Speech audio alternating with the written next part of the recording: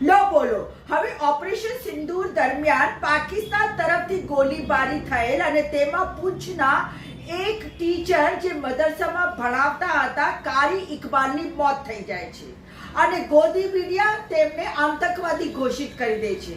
તેમના સંબંધો લશ્કર સાથે છે એ પણ બતાવી દે છે. સાહેબ ખરેખર તો આ ગોદી મીડિયા છે ને એક ગિદ્ધ જેવા છે. જેમ ગિદ્ધ મરેલા જાનવરોનું માંસ નોચીને કોતરીને ચૂથીને ખાય છે ને એવી જ રીતે આ ગોદી મીડિયા છે ને કોઈ પણ સમાચાર આવે તેમાં મુસ્લિમો વિરુદ્ધનું ટાર્ગેટ શોધી જ લે છે અને પછી એ સમાચારને કોતરીને ચૂથીને ખાય છે અને આખા દેશને પીરસે છે. પરંતુ હવે જમ્મુ કાશ્મીરની એ કોર્ટે ઝી ન્યૂઝ અને TV18 ની સામે FIR નોંધી છે.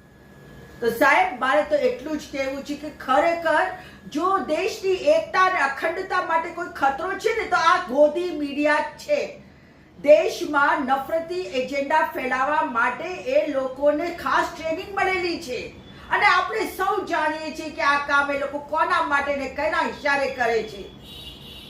બધા જાણે છે. કડવું છે પણ સાચું છે.